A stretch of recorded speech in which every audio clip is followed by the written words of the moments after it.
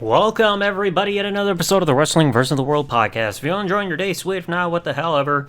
So, I was given this idea initially by J2O, and I was going through this list. I was going to initially do an episode talking about all the different six-person tag team matches that happen on pay-per-view, which is a lot, but I thought of something a little different to tweak this.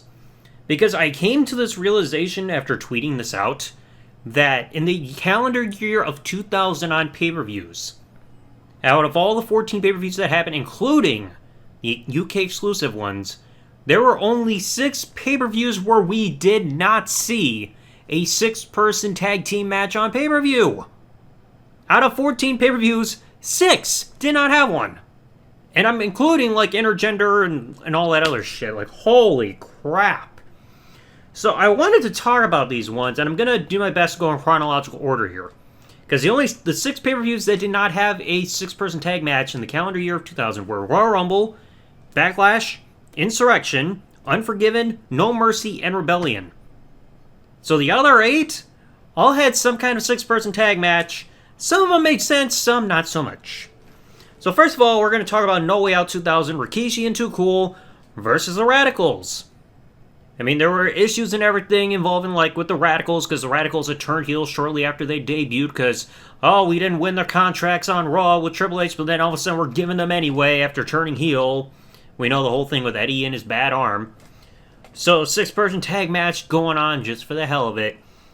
And, I mean, it was a fine match. I mean, I don't think people are really going to clamor about it.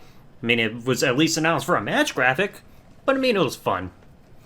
Next up, WrestleMania 16, or as other people like to call it, WrestleMania 2000. I still prefer 16, though, because if I think WrestleMania 2000, I think the video game.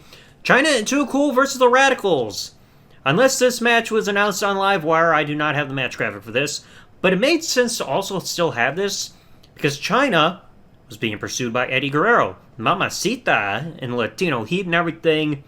Tag match goes on, Chyna and Too Cool defeat the Radicals, and we remember the next night Eddie and Chyna unite because Chyna turns on Chris Jericho, and the whole Latino Hey Mamacita thing really finally starts off. At least there was a purpose for this match. To try to give this whole facade that Chyna is still not interested in Eddie, but we know that was a whole ruse, like I mentioned the next night. So at least there was a purpose here. Then you get to Judgment Day. 6-person tag match.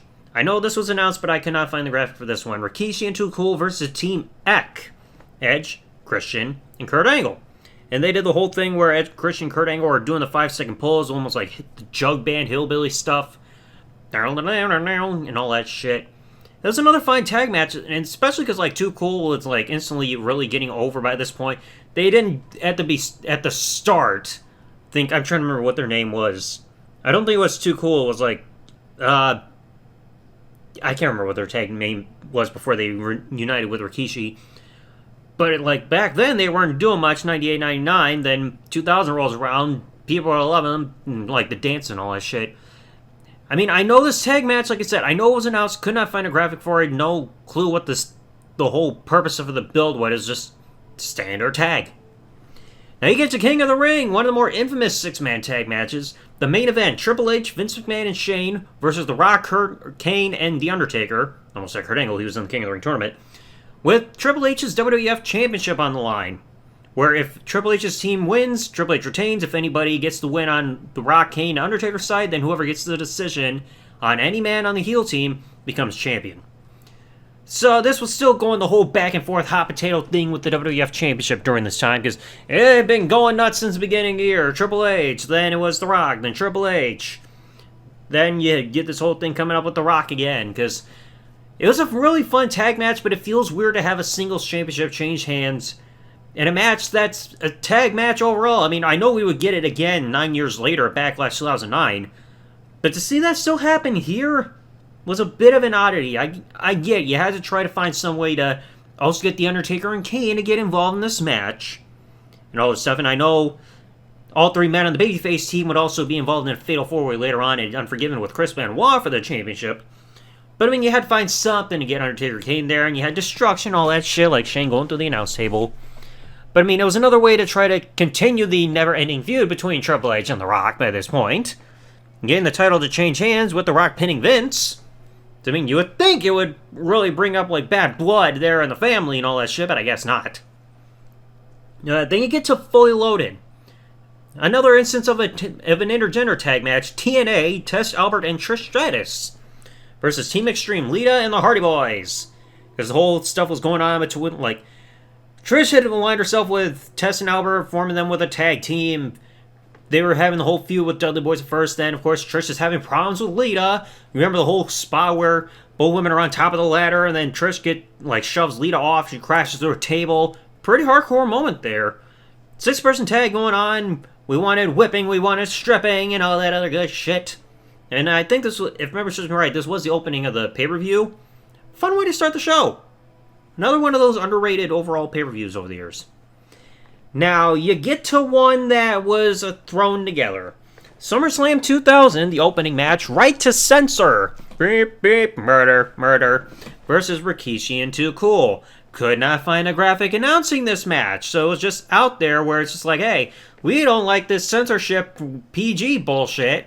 We want to dance, and Rikishi wants to shake his ass and everything. Let us do our thing. Because the RTC was the whole Parent Television Council parody there because of the whole like freaking lawsuits and partnerships and everything getting affected. Like, oh, SmackDown and WWF are a bad influence, so they got this group to be ultimate heels. I'm surprised they didn't like try some kind of variation of that to this day. It would be like, oh, we want to enforce this PG guidelines because fans won't like it nowadays because people have been clamoring for edgy content. You get it nowadays, people are really gonna hate it. But I mean, Right to Censor, like one of the worst theme songs ever. All that shit. And Right to Censor just suddenly wins this random tag match. So it was, like I said, honestly thrown together again. Unless this was aired, announced on an episode of Livewire, I couldn't find a match graphic announcing this. Not even on the free-for-all before the show or the Heats or Superstars or anything like that. Now, Survivor Series.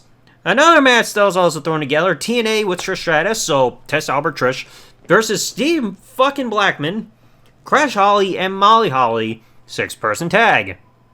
Once again, I don't think there was any freaking storyline here, because you look at Survivor Series, it was just, hey, let's form teams and duke it out. Because then it was just for bragging rights. I mean, at least with the bragging rights pay-per-view, you get years later with these random thrown together tag matches, there's a prize. Oh, you get a trophy. Here at Survivor Series, it's just, hey, we won. Big whoop. There's no overall prize. So it's like, I don't get the purpose of why this 6-person tag match is getting thrown together unless it's once again a case where, oh, I gotta get these people on pay-per-view, damn it. I should just realize I should not be doing my Vince impression because of all the shit that he's done. Bad habit. And then finally you get to Armageddon, one match that was also announced with a match graphic, but I don't think there was a whole lot of a build, unless it was still focusing on the whole thing with like Lita and Dean Malenko. Team Extreme versus the Radicals. Being Eddie, Perry Saturn, and Dean Malenko, they reunited yet again. Like, holy fuck. Again, versus Team Extreme, so Lita, Hardy Boys, intergender tag. Dean Malenko wanted to get in Lita. Didn't work. So at least there was some kind of storyline thing going on here. And then, like, we would see a couple months later the whole thing where Matt Hardy and Lita become an on-screen couple because they make out and everything all of a sudden, even though they were also dating in real life. But be like, hey, Dean Malenko, fuck off. This is Matt Hardy's girl. At least for the next 4 or 5 years. So, yeah, it's kind of weird to think, you look at the year 2000, and you see most of the pay-per-views, more than half of the pay-per-views, had some kind of 6-person tag match going on. Like I said, the only pay-per-views that did not have one, Royal Rumble, Backlash, Insurrection, Unforgiven, No Mercy, and Rebellion. Well, every other one, you just had tag match, and some of them were just for essentially no reason. Like I said, you look at SummerSlam and Survivor Series, they're just there. Judgment Day, at least announced, but I don't know remember the story behind it. Then the others, they had maybe some kind of, purpose behind them. Like I said, WrestleMania, China and Eddie stuff, King of the Ring Championship, even if it's not ideal to have a singles title on the line in a tag match, again. Rikishi Too Cool, I guess it made sense, because, the Radicals turning heel and all that other stuff. And then at least with Armageddon, there was the stuff with Lita and Dean, but that's pretty much it. So it's there was pretty much an overkill of 6-person tag matches just to get these people on the card. I mean, I know it was overkill overall for the theme for WrestleMania as a whole, but still. Damn it, everybody's gotta get a pay-per-view payday.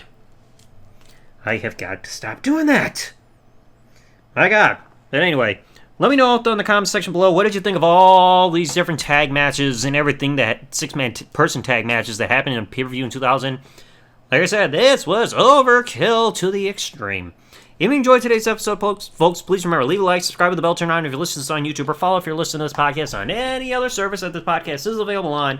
And I will catch you all in the next episode. Thanks for listening, folks. Like, comment, subscribe. Peace out, and good day, everybody.